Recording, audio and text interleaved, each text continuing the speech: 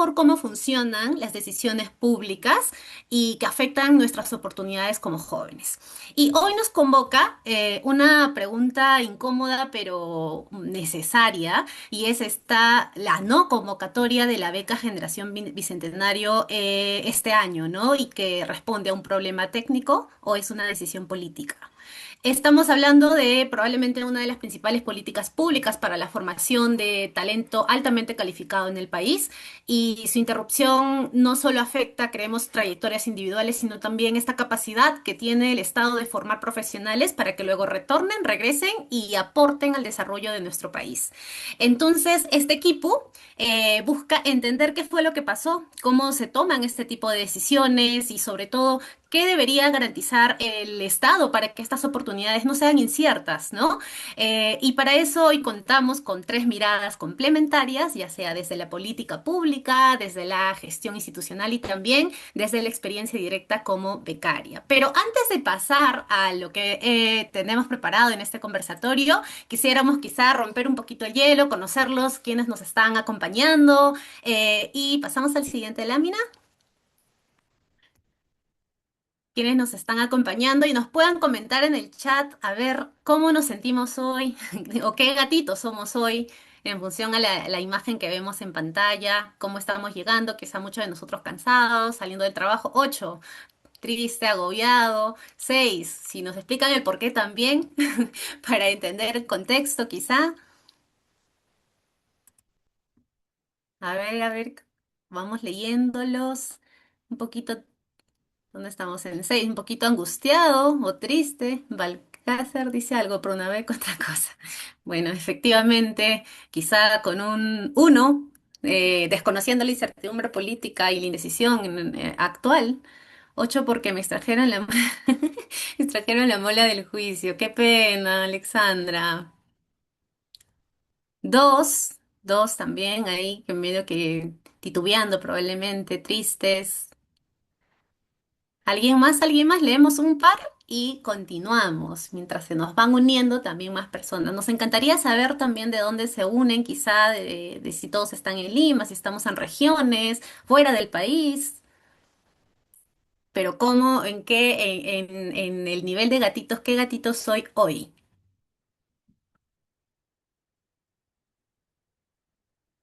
A ver.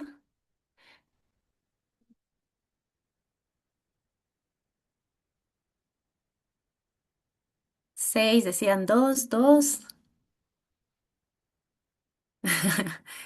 3 por la sorpresa. Alexander, Camila también un 3 sorprendidos, quizá por los ponentes, puede ser.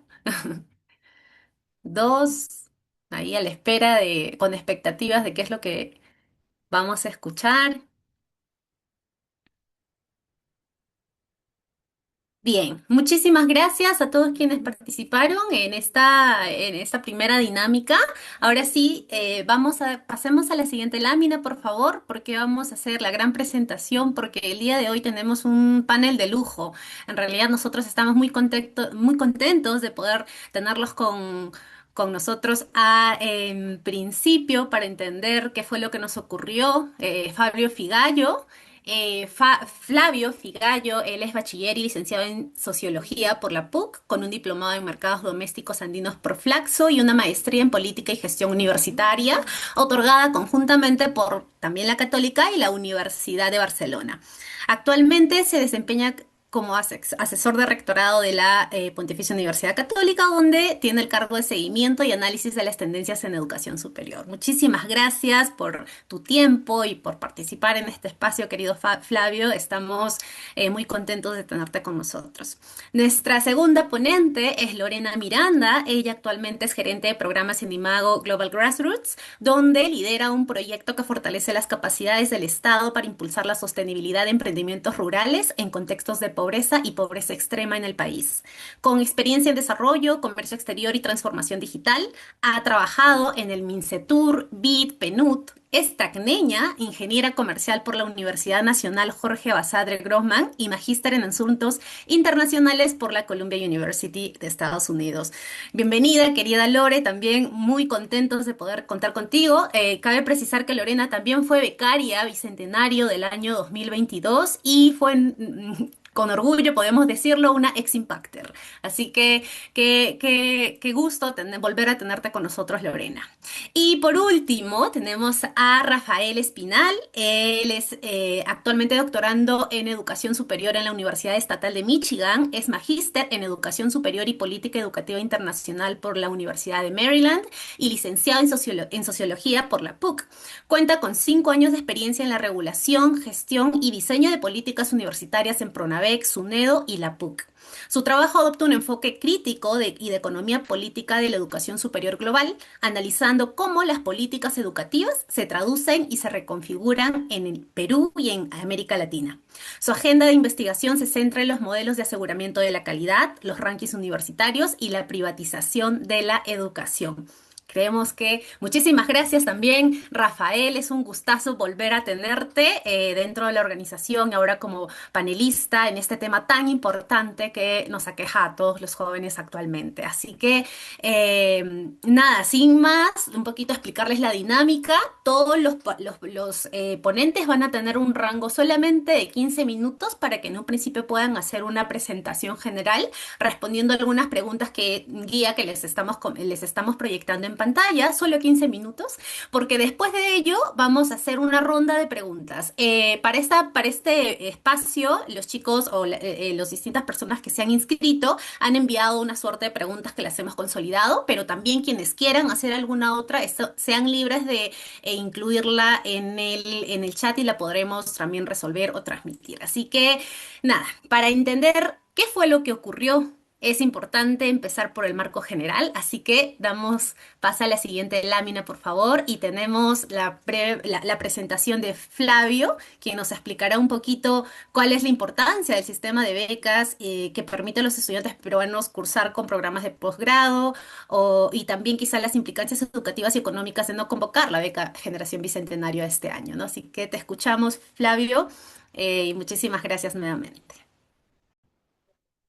Gracias, muchas gracias por la invitación. Realmente es un gusto estar con ustedes y conversar sobre este tema que me parece de enorme importancia, ¿no?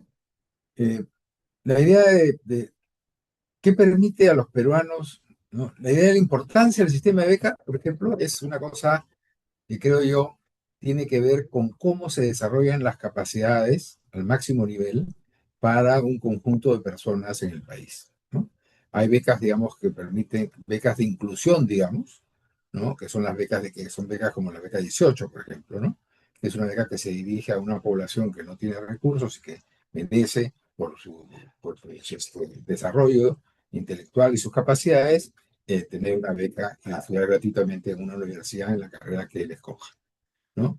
Pero la otra es la beca Bicentenario, que antes se llamaba beca Presidente de la República, ¿no? Cuya idea es, pues, formar en el nivel más alto posible a los mejores estudiantes que salen del pregrado, ¿no? No son muchas becas, son pocas, deberían ser más, ¿no? Hay otros sectores también que dan becas, pero, digamos, no son muchas las becas que da el Estado peruano.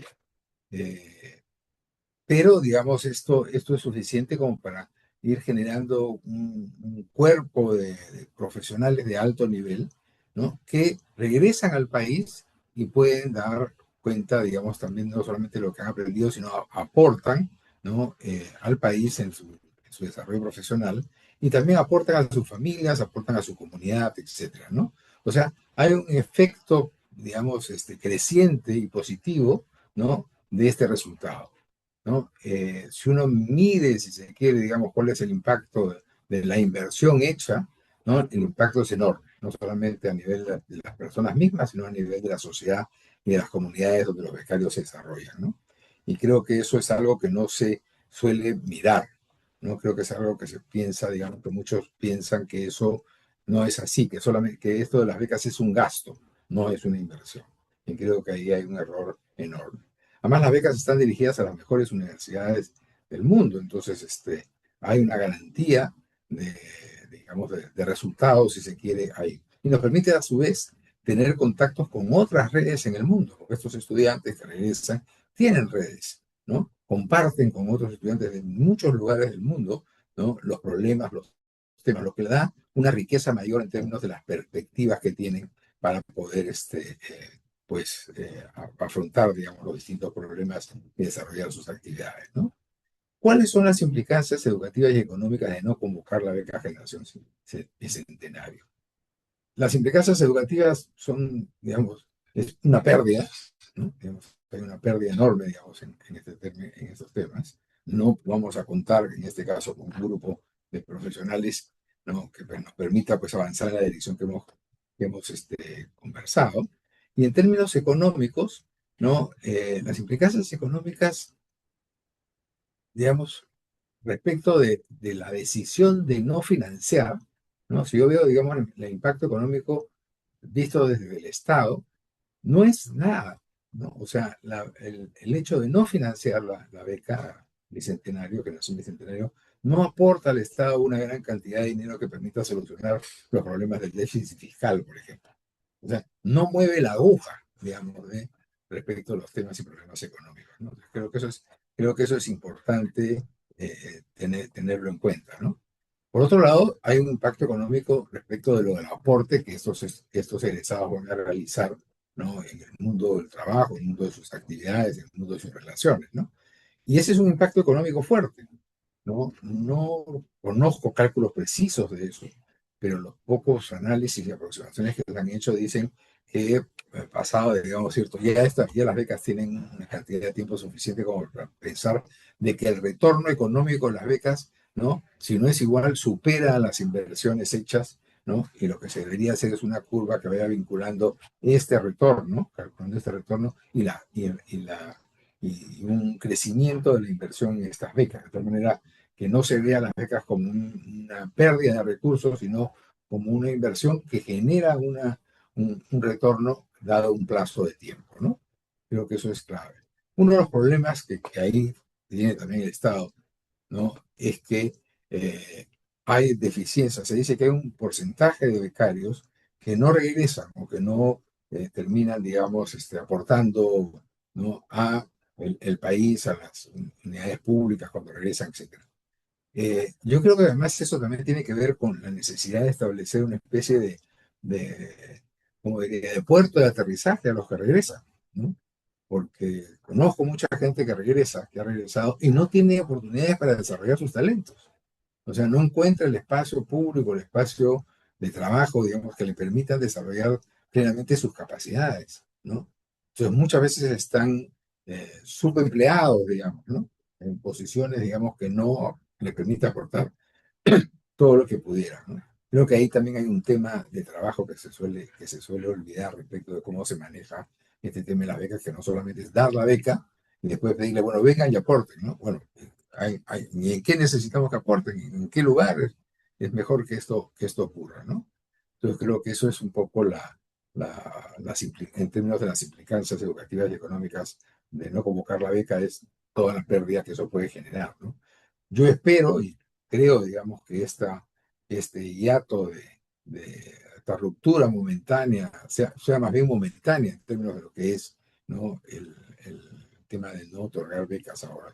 Yo creo que en el siguiente gobierno, sea cual sea, ¿no? Va a tomar esto con un criterio distinto. Eso espero. Tengo esa ilusión y esa esperanza. Y bueno, con eso me quedo por ahora. Muchísimas gracias, Flavio. Efectivamente, como indicas, ¿no? La gran importancia que tiene la beca para este desarrollo del capital humano es indiscutible y quizá, como indicas, puede haber es meritorio hacer algunos ajustes para garantizar que este retorno sea quizá el retorno de los jóvenes hacia el país tenga mayor retorno también, pero es necesaria, indiscutiblemente. Entonces, ahora vamos a llevar la discusión al terreno un poco más presupuestal e institucional, ¿no? Y para ello está Rafael. A ver, por favor, damos pase a la siguiente pregunta, a la siguiente lámina. ¿Quién nos ayudará a ver, Sí, la siguiente lámina, efectivamente, ahí estamos. Rafael, por favor, para que nos puedas hacer tu breve presentación. ¿Cuáles son estas causas, ¿no? Del desfinanciamiento existente en la actual beca Generación Bicentenario y qué es lo que, o qué se debe garantizar en la reingeniería, como la han denominado, de Pronavec para volver a convocar esta beca en los siguientes años? Y alguna información adicional que quieras comentarnos también. Sí, perfecto. Bueno, antes que nada, muchas gracias igual por la invitación a este conversatorio. Feliz también yo de estar acá.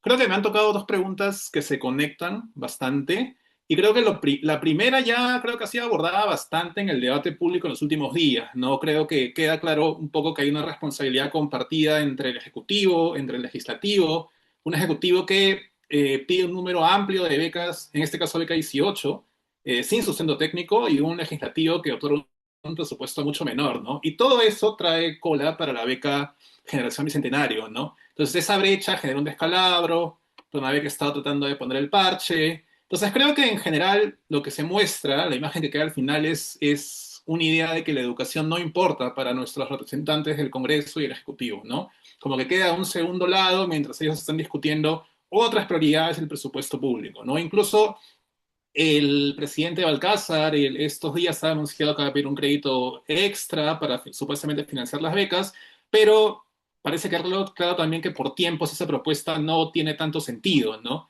Entonces, creo que la imagen general que queda un poco es eso, ¿no? Esta no es una prioridad para el gobierno ni para el Congreso, ¿no? Entonces, que quiero dedicarle más tiempo a la segunda pregunta que a mí me parece que es fundamental, principalmente porque cuando el Minedu presenta o anuncia que no va a ser una convocatoria de becas en este año, se usa como argumento que el programa está bajo una reingeniería, ¿no? Pero no quedan claras cuáles son las cosas de esta reingeniería, ¿no?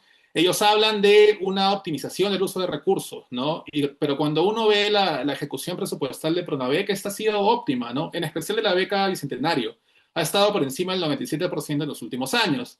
Entonces, sin causas claras, más bien lo que queda es, en el aire un poco, es hacia dónde se va a dirigir esta reingeniería, ¿no? ¿Cuáles son, hacia dónde se va a orientar esta política de becas, ¿no? Y acá yo quiero discutir algunos puntos que para mí son bastante importantes, ¿no? Primero que nada, creo que, y lo más importante en este contexto, creo yo, es defender el programa de becas que tenemos hoy en día. He visto en algunas redes, he visto en algunos programas que se discute ya que se puede hacer un crédito educativo, ¿no? Como forma de financiar estudios en el extranjero.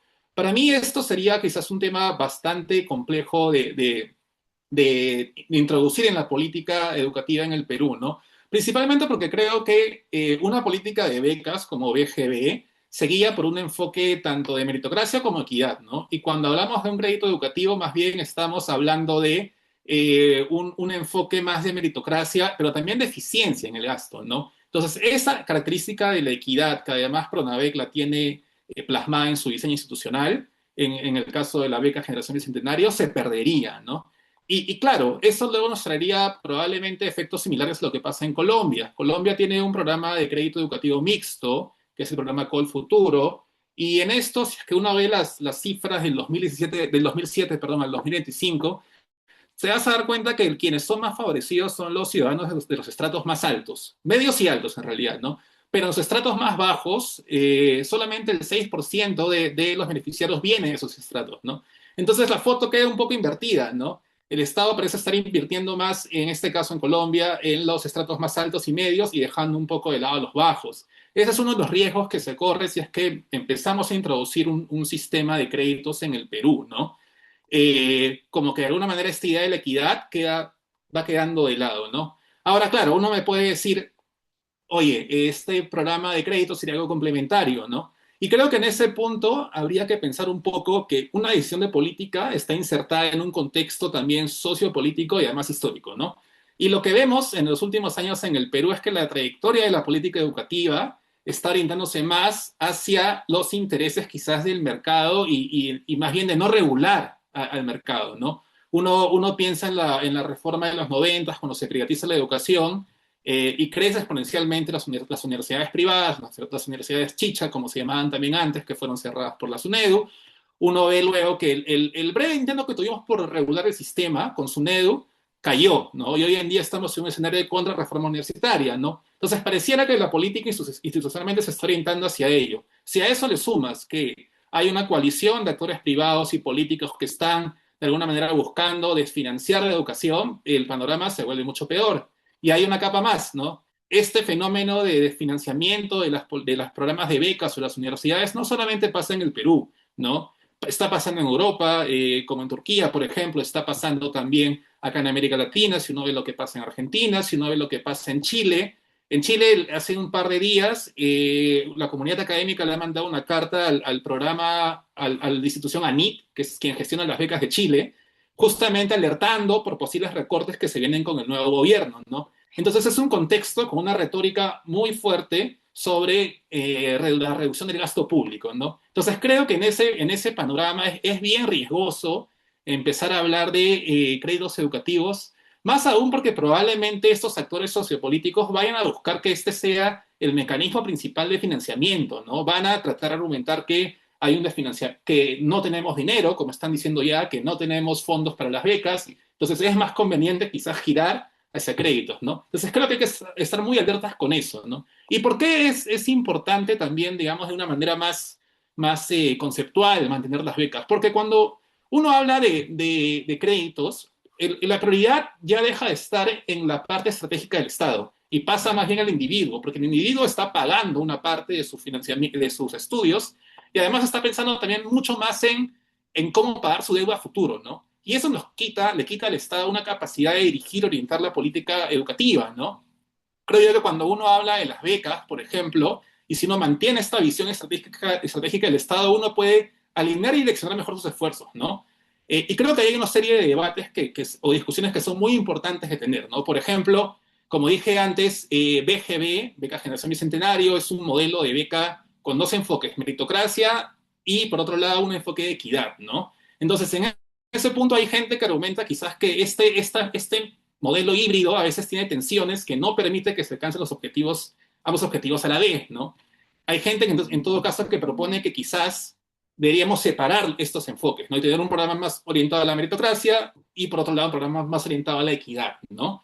Por otro lado hay gente que más bien te habla de profundizar más la parte, el enfoque de equidad en el diseño de Pronavec y de Beca Generación Bicentenario, perdón, y esto supondría que también pensemos un poco en este criterio un poco más específico en el que se mide el nivel socioeconómico de los postulantes, ¿no? Que, valgan verdades, muchas veces hay muchas formas también de sacarle la vuelta a ese criterio, ¿no? Pero uno podría usar otras formas de medir esto, ¿no?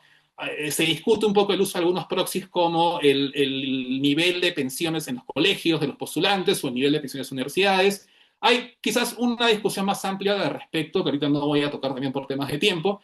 Y quizás un último punto también importante es empezar a pensar un poco los destinos de los becarios, ¿no? Que se alineen con las prioridades que tiene el Estado Nacional. Un poco de eso ya lo vimos en la convocatoria del año pasado, cuando se priorizó ciertos programas de acuerdo a lo que el Estado había definido, ¿no? En esa línea se puede avanzar aún más, ¿no? Uno puede pensar en eso siempre y cuando se articule con Concitec, siempre y cuando se articule también con el mismo Minedu o con otros sectores como el sector trabajo, pero toda esta discusión sobre el rol del Estado y cómo orientar la beca solamente tiene sentido si es que se mantiene esta política de becas como generación bicentenario. Si pasamos a crédito, todas estas posibilidades se van a perder, ¿no? Entonces creo que en esta ingeniería es importantísimo defender esta idea de que tenemos que tener un programa de becas que financie estudios en el extranjero, ¿no? Un punto último, creo que es lo que también mencionó Flavio sobre el compromiso al servicio del país. A mí me parece importante también que nos insertemos un poco en el contexto global que hoy tenemos en el mundo, ¿no? Hoy en día uno puede hacer contribución al país desde afuera también, ¿no? La tecnología habilita mucho eso, ¿no?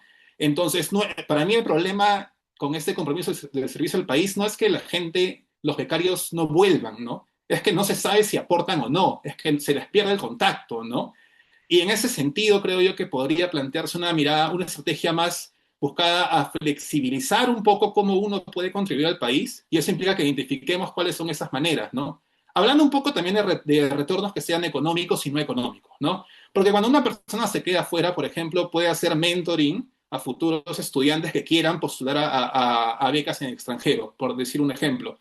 Uno puede empezar a tejer redes de investigación que conecten con investigadores de universidades peruanas también, uno puede también fomentar convenios interinstitucionales entre distintas universidades o también otros sectores, ¿no? Hay maneras de colaborar, creo yo. Lo importante es identificarlas, monitorearlas, hacer seguimiento y finalmente evaluar un poco cuál es el impacto final que se logra con eso, ¿no? Pero creo que en todo caso el objetivo no es tanto obligar al estudiante que vuelva, sino abrir un poco la cancha, pensar en otras maneras. Y claro, hay que también, creo, un poco fortalecer el enforcement que se hace con esta política. Creo yo que, claro, ayer dijeron que solamente el 40% de becarios ha cumplido con el compromiso de servicio al Perú.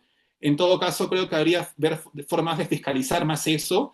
Creo que se discute también que se introduzca una figura del aval, como sucede en el reto de excelencia de servir, que te permite de una manera u otra fiscalizar mejor, ¿no?, lo que está pasando cuando este becario no vuelve y puedes ejecutar también la cobranza en caso no regrese o en caso no aporte, ¿no? Entonces creo que en general, para resumir un poco todo lo que he venido conversando, creo que se trata un poco de defender la visión de una visión pública de la educación, ¿no? Una visión en la cual el Estado mantenga su rol rector, siga orientando la política hacia lo cuales son los intereses públicos y no ceder frente a intereses particulares, intereses privados, que en los últimos años creo que estamos sufriendo bastante eso en la política educativa, ¿no? Entonces, creo que por ahí va lo que se debería garantizar con esta supuesta reingeniería de Pronavec, ¿no? Gracias. Nada, muchísimas gracias a ti, Rafael. Bastante claras todas las propuestas. Creo, me quedo con el tema de que indicabas que permanezca ese criterio de equidad, ¿no? Donde dejamos, cómo podemos ya estar pensando en posibles créditos y dónde dejamos a las personas que verdaderamente necesitan, ¿no? O estos incentivos, reestructurar, como indicabas, los criterios de selección, que podría ser parte de esta famosa reingeniería de la que ha mencionado Minedu, y también la priorización de programas, mejorar el enforcement a becarios, efectivamente. Hay tantas propuestas y tú, como experto en el tema, las has mencionado también. Creo que merece debate en el lado político, público, para mejorar, pero no así dejar de lado esta política pública, no así dejar de lado este programa, ¿no? Así, y ahora vamos a bajar un poquito esto, todo lo que hemos hablado de la experiencia concreta de quienes vivieron esta política. Y para ello tenemos a Lorena Miranda, como decía, ella fue becaria en el año 2022. Pasamos a la lámina y Lorena, por favor, quisiéramos que nos expliques, ¿no? En función a tu experiencia, lo que viviste, cómo impactó esta beca en tu vida profesional y personal y qué aspectos se deben considerar para mejorar quizá la experiencia del becario y garantizar este retorno del que tanto hablaba Rafael, pero no un retorno necesariamente físico también, pero un retorno en lo social, económico, del programa en sí, ¿no? Te escuchamos, Lore. Muchas gracias, Leti, y también muchas gracias a Impacta por la invitación. Para mí es como regresar a casa por un momento. Así que siempre agradecida por pertenecer a Impacta y creo que uno, cada vez que pasa por la organización, se mantiene conectado por siempre. Y bueno, sobre la primera pregunta, creo que antes de responder, siempre me gusta resaltar que yo soy orgullosamente tacneña y está muy relacionado a eso porque mi historia con la beca empezó mucho antes de ganarla en el 2022. Desde que estaba en la universidad, yo estudié en la Universidad Nacional Jorge Basadre Groman en Tacna y siempre, aunque me siento muy orgullosa también de ser de la universidad, hay que reconocer las limitaciones de la educación pública en el país, sobre todo en las universidades que están en provincia. Y cuando estaba en la universidad ya me planteé este sueño enorme, ¿no? Que era estudiar mi maestría en una de las mejores universidades del mundo. Y creo que ese fue mi pilar durante todos los años luego de la universidad, incluso hasta lograrlo. Y poco a poco uno va trabajando su perfil. Por eso me siento muy referenciada también en los jóvenes que he escuchado últimamente, en los cuales han sido afectados por esta decisión, cuando dicen realmente que ha sido una preparación de muchos años. Porque en mi caso, claro, fueron más de 10 años donde uno se va preparando. Gracias a todo este sueño es que también tuve la oportunidad de participar en otras becas cuando estaba en la universidad. Creo que lo que soy ahora se ha convertido así porque ha sido gracias a las diferentes becas que he podido ganar. Desde que estaba en la universidad, incluso ya ahora, el año pasado también tuve otra beca del gobierno de la India. Y por eso creo mucho en este potencial de las becas, porque realmente le dan la oportunidad a los jóvenes que a veces vemos tan lejanas estas oportunidades de conocer otras perspectivas, mejorar nuestra educación, que a través de estas oportunidades como de financiamiento, que te llevan a tener una educación de calidad, realmente podemos ver esa posibilidad de salir adelante, ¿no? Y también obtener mejor educación, mejores trabajos y una mejor calidad de vida, no solamente para nosotros y para nuestra familia, y en realidad la externalidad es positiva en realidad para todo lo que nos rodea, ¿no? Hasta nuestra comunidad. Y ya regresando al punto de cómo esto impactó en mi vida personal, creo que, como mencionaba, cambió todo. Desde el inicio empecé a planificar bien lo que quería hacer, porque uno trabaja en su perfil, tienes que mejorar el tema del inglés, que es una de las principales limitantes. Tienes que buscar formas de seguir preparándote. Incluso esta beca que tuvo su primera convocatoria en el 2014, creo que fue una gran luz para muchos de lo que soñábamos o teníamos este sueño para más adelante, para seguir preparándonos, ¿no? De tener buenas calificaciones, tratar de estar en voluntariados, desarrollar perfiles de liderazgo, que son lo que normalmente piden estos programas en cada una de nuestras especialidades. Y es a partir de ahí que este sueño no solamente se centra en lo que quizás nosotros queramos lograr a futuro, sino también en lo que podemos ir haciendo paso a paso, y por eso requiere tanto tiempo de preparación. Estos jóvenes, o en mi caso mismo, no nos preparamos un año antes. Yo creo que esto venía desde hace 5 años, incluso 10 años, y puede ser que muchos más en casos de doctorados. Entonces, realmente cuando escuché la noticia para mí fue un gran shock porque mucha gente tiene este sueño y lo tenía desde hace muchos años, y que realmente sea una noticia de un día para el otro en la cual esperábamos una convocatoria como se ya se venía haciendo hace muchos años, realmente es lamentable, ¿no?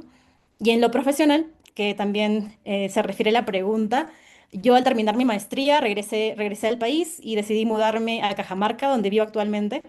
Como saben, ese es uno de los departamentos con mayor pobreza y población rural, y actualmente dirijo un proyecto de cooperación técnica con el MIDIS. Es un proyecto financiado por el BID, por Japón, pero se enfoca realmente en lo que es la gestión pública, en cómo mejorar un programa público que es Hakuwiñay, y en lograr que los emprendimientos rurales que vienen o que nacen de población en pobreza extrema sean sostenibles. Y creo que esa es mi forma de devolverle al Perú todo lo que ha invertido en mí, ¿no? Cada sol creo que trato de, a través de mi trabajo, poder devolverlo, hacer este esfuerzo de mudarme. Para mí siempre era un sueño poder regresar a mi país y poder tratar de involucrarme con hacer trabajo de campo, que es lo que estoy haciendo ahora, conocer la realidad, no solamente desde un escritorio. Yo antes de la beca trabajaba en el sector público en Lima. Al terminar mi universidad me mudé para poder hacerlo, y sentía que me faltaba esta parte del trabajo en campo, ¿no? Y gracias a la maestría y poder tener todos esos conocimientos y tener esta oportunidad, creo que eso conecta muchos puntos.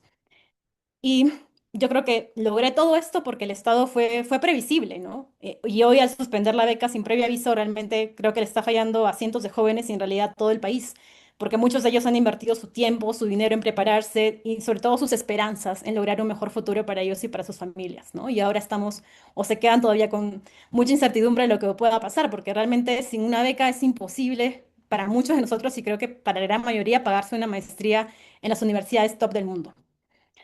Y sobre la segunda pregunta, ¿de qué aspectos podría mejorar para garantizar un retorno social o económico?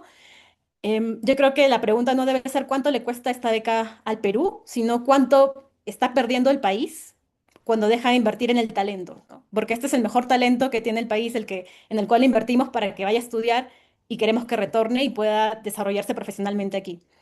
Y yo creo que propondría dos cosas, ¿no? Primero, ver a esta beca como una inversión. Yo creo que Rafael y Flavio ya lo han mencionado muy bien. La inversión en capital humano tiene un gran retorno social, tiene externalidades muy positivas. El beneficio que se genera no solamente es para el becario, sino también para toda la sociedad. Hay un mejor capital humano, se genera más conocimiento, el tema de innovación. Al momento de salir del país, tienes acceso a otras perspectivas, y eso realmente cambia cómo puedes tú también implementar proyectos en Perú. Y cancelar esta beca implica también privar al país de estos beneficios, que son beneficios colectivos. Si un becario, por ejemplo, ¿no?, ayuda a gestionar con eficiencia un solo proyecto público, yo creo que el ahorro que se va a generar ya va a pagar su beca y probablemente 10 o 100 más, si es que es realmente un proyecto público, ¿no? Y es algo que se necesita tanto a nivel no solamente nacional, sino también regional y local.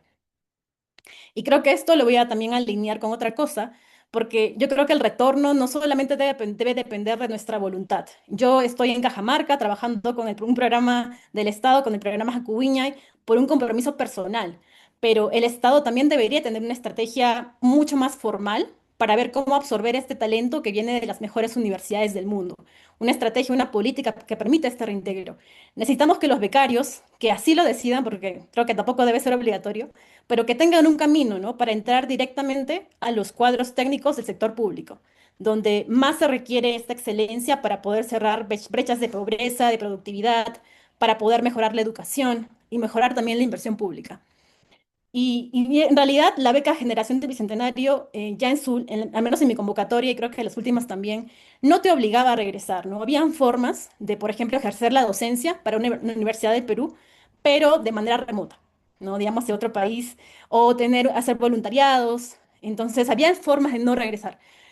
Pero, por ejemplo, no hay una política, ¿no? Que te diga, si tú quieres regresar, realmente hay esta opción, ¿no? Te vamos a dar quizás la oportunidad de poder integrarte como un cuadro técnico al servicio público, que es algo tan urgente para el país, sobre todo en gobierno nacional y gobiernos locales mucho más, que si quieres realmente hacerlo, y yo sé que hay muchos que han querido hacerlo y han regresado incluso a Perú y no han encontrado estas oportunidades para retribuir todo lo que han recibido por parte del Estado, que realmente se ven limitados y tienen que volver a salir a buscar una oportunidad que les permita desarrollarse.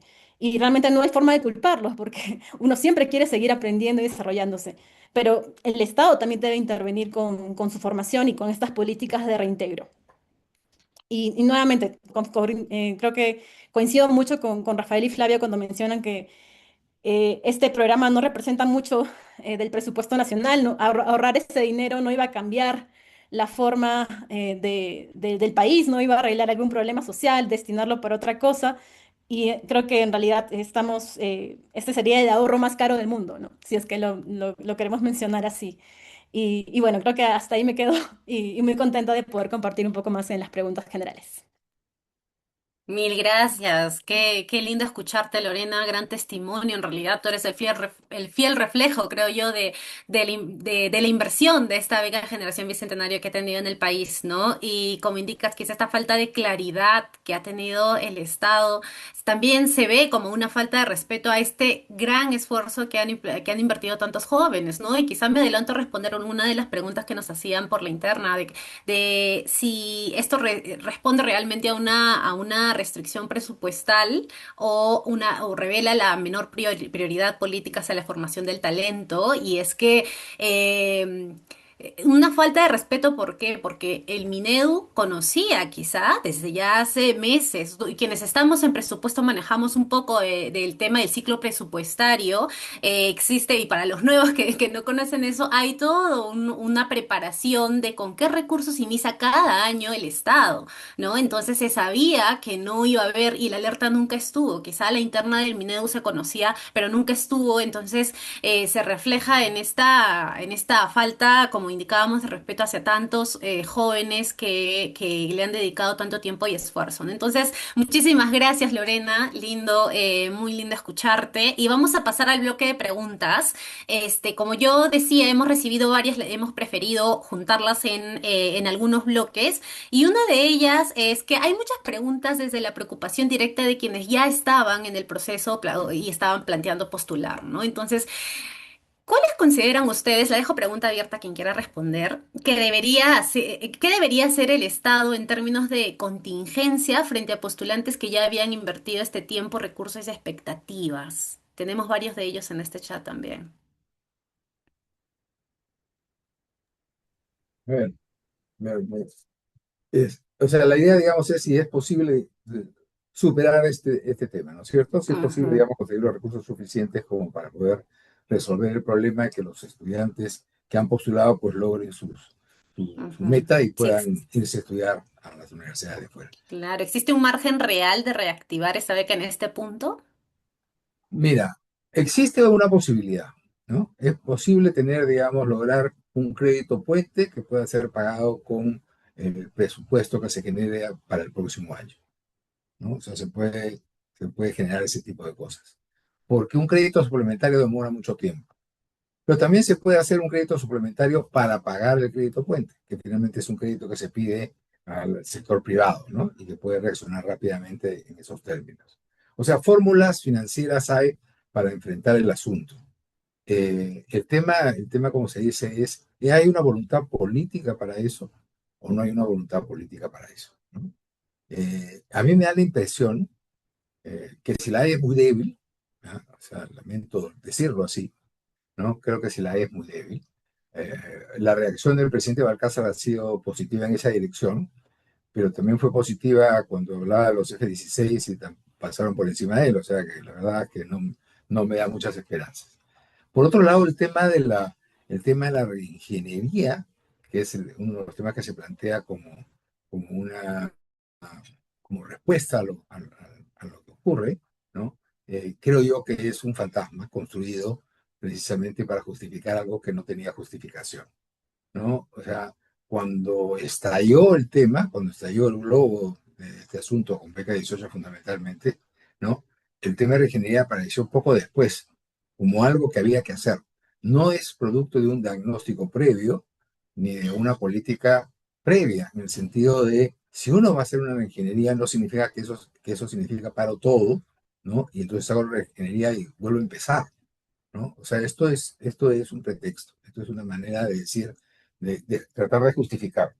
Cosas que arreglar hay y siempre hay cosas que arreglar, pero no, digamos, como para justificar lo que está ocurriendo. Yo creo que ahí tenemos un problema serio en términos de transparencia de la política. Y como tú misma has dicho, Leti, este tema es una falta de respeto, ¿no? Porque hay una expectativa creada, hay un esfuerzo realizado y no hay un aviso previo siquiera, ¿no? O sea, por lo menos, ¿no? ¿No? O sea, es lo menos es lo menos que se puede pedir con todos los impactos que esto tiene, ¿no? Yo creo que ahí hay este tema no creo que la voluntad política alcance, ¿no? Creo que, digamos, o sea, creo que las fuerzas se van a ver más en relación a lo que ocurre el próximo año que lo que va a ocurrir en este. Espero equivocarme, ciertamente. Bueno, sí, ojalá. Y en esa línea también algunas preguntas apuntaban a este tema de la priorización del gasto, ¿no? En ese sentido, ¿cómo es que se define qué sectores reciben mayor financiamiento y dónde queda la inversión en capital humano? Bueno, ¿Algún... puedo quizás dar Ujú. algunos apuntes ahí. O sea, todo es parte, creo que, de la definición de presupuesto público, ¿no? Y eso es una negociación que viene entre el Congreso y el Ejecutivo desde el año anterior. En este caso estamos hablando de mediados, la segunda mitad del 2025 fue cuando se dio esta discusión, ¿no? En la cual cada ministerio va presentando su proyecto de presupuesto y pues entra esta discusión con el Congreso. Lo que sucede generalmente es que se da una, por así decirlo, negociación, una discusión entre ambos actores, Ejecutivo y Congreso, y al final pues resulta el presupuesto público nacional que conocemos, ¿no? Lo que ha pasado con BGB es que en el presupuesto público para ese año sí estaba beca Generación Bicentenario, estaban presuponiendo 150 becarios nuevos, además de los que ya habían estado cursando sus estudios el año anterior para seguir manteniendo la beca para ellos. Y lo que pasa después es justamente que ante el descalabre de beca 18, el MEF lo que hace es aprobar unos artículos en la ley de presupuesto que le permitían al Minedu gestionar internamente también su presupuesto para mover partidas, ir ajustando los presupuestos asignados. Y de esa manera es como se cubre, ¿no? Con esta capacidad de mover, gestionar esas partidas internas, es como se cubre beca 18, pero queda un poquito, queda de lado finalmente beca Generación Bicentenario, ¿no? También creo que es importante mencionar que, así como ha pasado eso con beca Generación Bicentenario, puede también pasar con la beca Continuidad de Estudios, que es también otra beca que está de alguna manera un poco vulnerable frente a esta falta de presupuesto, ¿no? Creo también que, pues, es, como decía Flavio, un tema de voluntad política, ¿no? En el presupuesto del Minedu, hace un día leí un estudio que decía que de lo que potencialmente puede quedar, o se espera que quede al final del año, creo que el monto que se requería para financiar becas Generación Bicentenario es menos del 10%, ¿no? Entonces es algo que se puede hacer de una y mil maneras, ¿no? Nuevamente creo que acá importa mucho la voluntad política del presidente, de los ministros, del Congreso también por impulsar este tema hacia adelante, ¿no? Sí, efectivamente. Gracias, Rafael, por dar este macro, esta explicación. Y hay una preocupación también más de fondo, que significa, más o menos, ¿qué significa esto para el país, ¿no? ¿Qué consideran ustedes que son los mecanismos institucionales que se deberían fortalecer para que políticas como esta no dependan de decisiones coyunturales? Yo quisiera decir algo en relación a ese tema, comenzando por un actor que no estamos considerando en esto, que es la universidad pública, ¿no? La universidad pública se ha visto de alguna manera en los últimos años también por las políticas que se han desplegado muy acosada y restringida, ¿no? Por un lado, el crecimiento de universidades por todos lados, ¿no? O sea, aparecen universidades del sombrero como conejos de un sombrero de mago, ¿no? Que presionan por su propio presupuesto. Por otro lado, hay políticas de nombramiento de docentes sin ningún criterio meritocrático en las universidades públicas que también resta posibilidades de inversión. Después hay una serie de mecanismos que, entre comillas, o que ciertamente son para mejorar, digamos, las solicitudes de presupuesto, sobre todo en infraestructura y equipamiento, pero que requieren de una capacitación, ¿no? El famoso BIM, ¿no? Que requiere, digamos, de una capacitación. No es fácil manejarlo, es excelente la idea, pero ponerla en práctica toma su tiempo. Entonces, implantarla de un momento a otro genera, digamos, un vacío ahí, ¿no? Y hay otra cosa adicional, hay una demanda en las mismas universidades públicas, entonces, por cubrir estas necesidades y por las necesidades que también tienen. Entonces, ha habido también una presión de las universidades públicas sobre el sistema de becas, diciendo que la forma en que las becas están siendo implementadas, que el programa de becas está siendo implementada, estaba equivocado. Estaba equivocado y la mayor parte de recursos debería ir a la universidad pública de manera directa y que la universidad pública con esos mismos recursos podía financiar un número mayor de becas, básicamente beca 18, ¿no? No en beca, digamos, bicentenaria. Pero, digamos, hay una demanda ahí, ¿no? Una demanda más que tampoco ha sido satisfecha porque, o sea, no es que no hay plata para esta beca porque se ha ido a la universidad pública, no es cierto. No se ha ido, ¿no? O sea, hay una restricción ahí adicional, ¿no? Y creo que ese también es una parte del problema que creo que podríamos ver para pensar más bien en una política de financiamiento de la educación superior, ¿no? Que considere el tema de becas y considere el financiamiento de la universidad pública, ¿no? Hasta ahora lo que ha crecido es el acceso y el desarrollo de la universidad privada, ¿no? En términos, digamos, del número de estudiantes, la pública básicamente se ha estancado y todo el crecimiento está en la privada, ¿no? Y entonces eso también tiene que ver con una silenciosa, si se quiere, política de privatización de la educación superior, ¿no? Que también habría que ver, ¿no? Cómo se maneja y cómo se trabaja en términos puede haber servicio privado para una acción pública, pero si esto no ocurre de esa manera, entonces lo que tenemos es un proceso también de elitización, si se quiere, no sé cómo llamarlo, segmentación, ¿no? De estratificación del proceso educativo que en un país como el nuestro, pues es una locura, ¿no? Eso. Quiero ahí añadir una pequeña idea que creo que es importante, porque claro, preguntaban cómo no depender tanto de estas decisiones un poco repentinas, ¿no? Creo que también es importante asumir un poco que hoy en día en el Perú el campo político y el campo educativo están ya prácticamente traslapados, ¿no? Yo trabajé en SUNEDU 3 años y bueno, parte del esfuerzo que le pusimos en el trabajo regulando el sistema universitario luego de unos años se vino abajo, ¿no? Por una serie de intereses particulares, políticos, y creo que una de las grandes lecciones que quedaban era que a veces uno puede diseñar políticas educativas, uno puede regular, pero si es que no hay un respaldo ciudadano fuerte, claro, que soporte estas políticas, esto es muy probable también que se venga hacia abajo, ¿no? Entonces creo yo que hay que aceptar un poco en el campo en el que estamos hoy en día. Creo que hay que empezar a construir más vínculos entre Estado, partidos políticos, Estado, sociedad civil. Y creo que justamente en esta línea de esfuerzos como los que hace Impacta, tratando de agrupar jóvenes, tratando de poner esos temas en la agenda en discusión, son importantísimos, ¿no? Y creo que esto más bien debería multiplicarse mucho más, ¿no? Pensar también cómo articulamos con los partidos que hoy en día están en el Senado, que hoy en día están en la Cámara de Diputados. Creo que por ahí hay rutas que ir explorando justamente en defensa de estos tipos de programas como el PRONAVEC, en defensa de lo que fue SUNEDU en su momento, o de quizás volver a tratar de regular la educación superior como lo hacía SUNEDU antes. Entonces creo que por ahí hay una ruta clara, ¿no? Pero creo que todo parte de pensar que hoy en día lo técnico puede estar separado de lo político, ¿no? Más bien creo que es hora de asumir el campo en el que estamos y empezar a navegar, a disputar también esos terrenos, ¿no?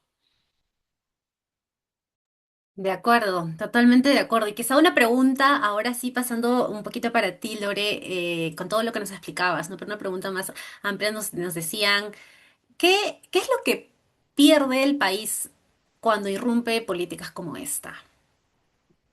Sí, creo que, bueno, muchísimas cosas, ¿no? Primero desde el lado del beneficiario, del postulante, un poco en la confianza, ¿no? En esta oportunidad, que no sabemos ahora si se va a dar el próximo año y todo el tiempo, toda la inversión que uno había tenido. Ya me imagino si me pongo en su lugar este año, yo, claro, desde el año pasado tú ya postulaste a la universidad, obtuviste la carta de aceptación y para hacer eso, quizás hace un año anterior tuviste que postular el examen de inglés, preparar tus documentos, tus cartas de recomendación.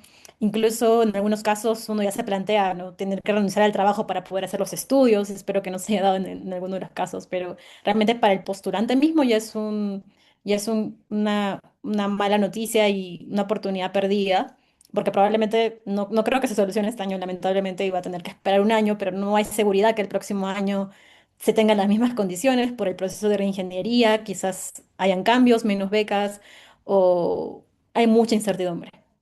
Y por el lado del país, perdemos a todos estos 150 o 300 becarios que podían retornar o desde el exterior aportar al desarrollo. Muchos de ellos, tal vez a través de esta educación, podían contribuir a una mejor gestión del Estado, del sector público, sector privado, ONGs, mejorar los programas que tenemos actualmente. Y espero y ojalá esta ingeniería también incluya alguna política, ¿no? Como decía, de reintegro al sector público. Muchos de los que hemos salido antes trabajamos en el sector público y creo que es factible, ¿no? Incluso un retorno a este sector para poder seguir impactando desde ese lado. Y incluso de los que no estaban en este sector, creo que si realmente luego de recibir todo este beneficio, porque realmente es un beneficio grande de cubrir una maestría en el exterior, animarse a poder integrarse. Obviamente sé que las condiciones ahora en el sector público son cambiantes, pero ojalá tengamos más estabilidad para que realmente se dé un reintegro y el país pueda aprovechar más los beneficios de estos jóvenes que así lo decidan. Gracias, Laura, efectivamente. Y yendo un poco a las tantas propuestas o alternativas de solución que se han comentado, ¿no? Aquí una pregunta que nos decía desde su perspectiva, ¿cuál debería ser el mecanismo legal o institucional para una suerte de blindar a programas como este de la volatilidad política, asegurando que la formación de capital humano avanzado no dependa tanto de la ideología o la austeridad del ministerio, del ministro en funciones? Sí, Una cosa Flavio. que no, una cosa que no tenemos es planificación, ¿no? Entonces aquí todo depende de qué cosa es lo que se le ocurre a alguien, ¿no? A Dina se le ocurrió aumentar el número de becas, ¿no? Y yo creo creo con todo mi corazón que lo hizo con algo de popularidad, ¿no? Y lo hizo a destiempo y Morgan le siguió el amén, ¿no? Y terminó, digamos, en realidad, en vez de lograr mayor cantidad de becas, destruyendo, ¿no? Creando esta incertidumbre que conversamos ahora, ¿no? Creo que lo que necesitamos es tener una política clara con un horizonte claro sobre qué cosa es lo que queremos hacer con la educación superior, cuánto de educación superior pública y privada, cuánto de educación superior universitaria y no universitaria, ¿no? O sea, ¿cómo financiamos eso? ¿Qué tipo de relaciones tienen estas con las organizaciones productivas? ¿Y qué tipo de relaciones tiene esto con proyectos nacionales que tenemos que desarrollar, ¿no? O sea, nosotros necesitamos profesionales para desarrollar no solamente las capacidades de las personas en sí mismas, sino también para desarrollar determinadas áreas del país, ¿no? O sea, los temas, por ejemplo, todo lo relacionado con los temas de biotecnología son claves en el desarrollo futuro del país, ¿no? Que tiene una enorme diversidad. Hay un conjunto de retos en el país, digamos, que necesita de presencia de profesionales y de acciones en ese sentido. Pero eso significa tener una idea de, en los próximos 10 años, ¿no? ¿Cuántos estudiantes vamos a tener? ¿Cuántos de los que egresan de la educación secundaria, ¿no? van a estar en educación superior universitaria? ¿Cuántos van a estar en educación superior técnica? ¿Cuántas becas vamos a tener en el extranjero? ¿O qué política vamos a tener respecto de las universidades más grandes del mundo?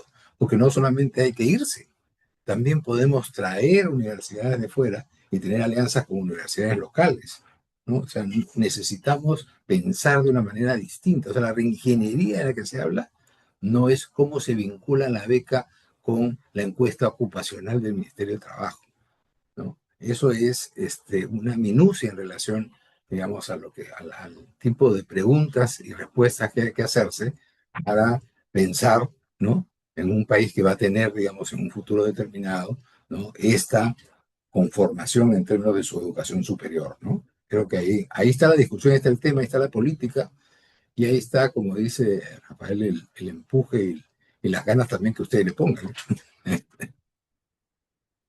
Eso. Sí, efectivamente.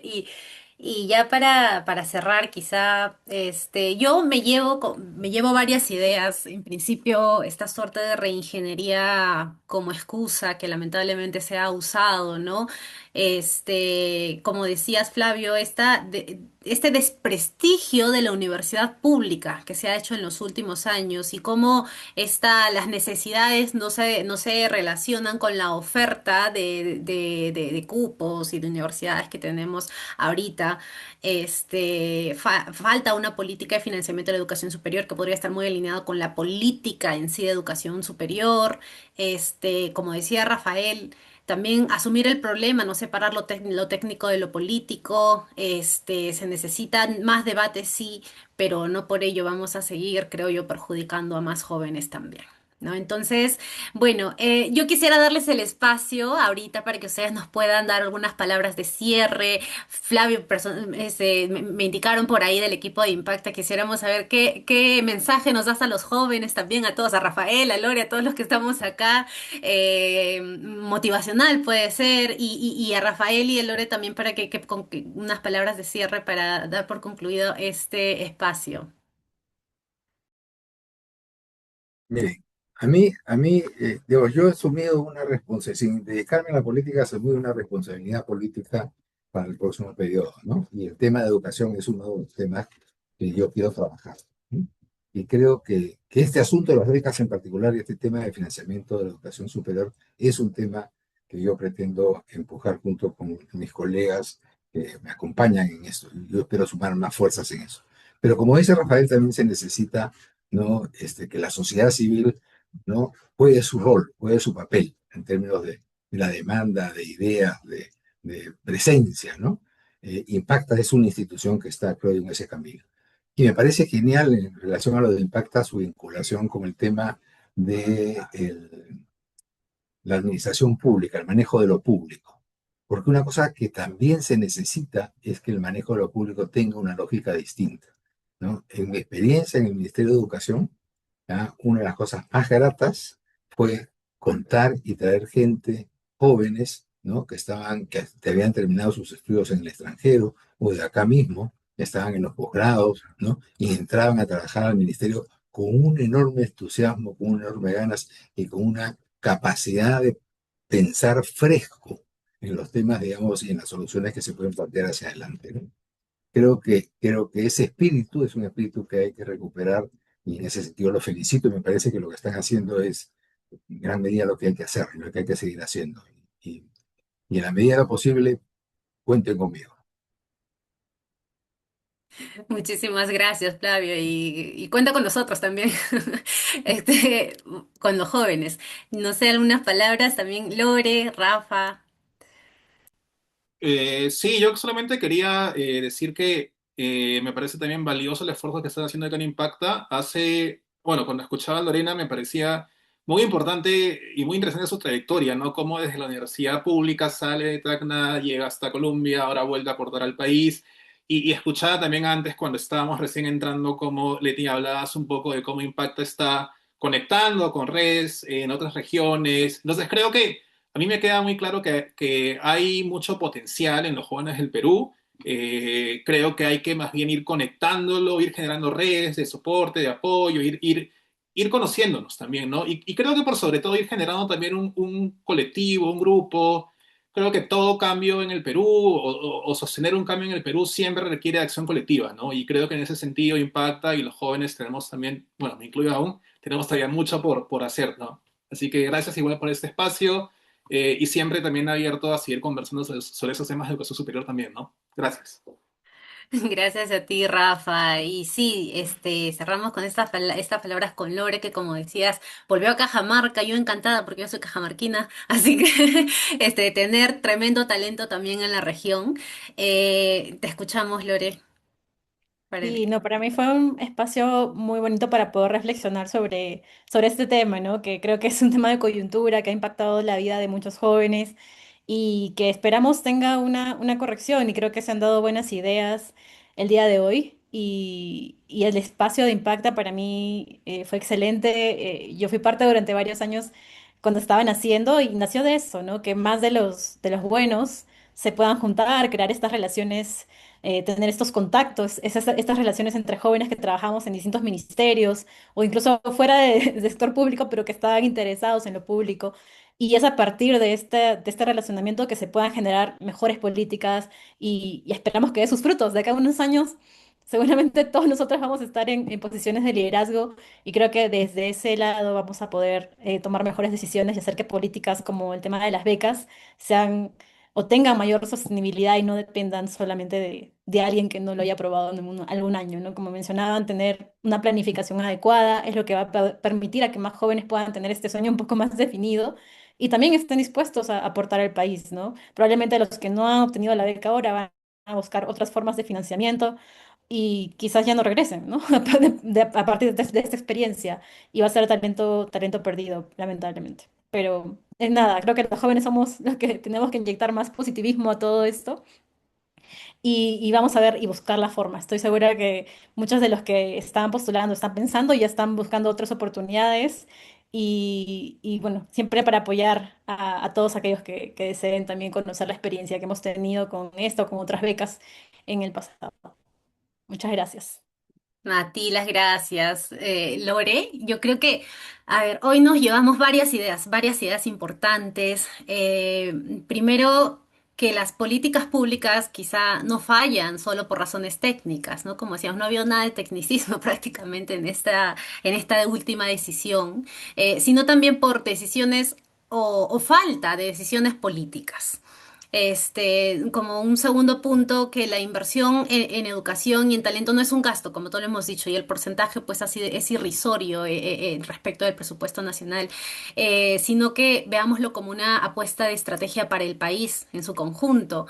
Y como tercero, creo que este también como mensaje para todos es que como ciudadanos y ciudadanas es necesario entender estos procesos, ¿no? Que es el primer paso para exigir mejores decisiones, mejores políticas públicas también. Nada, desde Impacta, nosotros creemos que los jóvenes no solo deben ser los beneficiarios de estas políticas, sino también actores informados que cuestionen, que entendamos cómo son las políticas y podamos transformarlas. Y nada, muchísimas gracias a nuestros panelistas por este espacio tan enriquecedor, a todos y todas las personas que nos han acompañado en este equipo. Este solo será el inicio de muchas más otras conversaciones necesarias en lo que viene del año. Y nada, tengan todos muy buenas noches, pero antes de que se nos olvide, vamos a tomarnos una fotito grupal, así que invitamos a todos los presentes, por favor, para que puedan encender sus cámaras y así nos tomamos una fotito de evidencia. A ver, a ver. Tan, tan, tan. Aquí estamos, ya. Ujú. Solo un par de segundos para tomarnos una foto. Muchísimas gracias por su tiempo, por su espacio. Aprendimos Ujú. bastante el día de esta noche, en realidad. Ujú. A ver, creo que ya están prendiendo su camarita un par. Esperamos un Ujú. ratito y tomamos las fotos. Qué bueno ver sus caritas.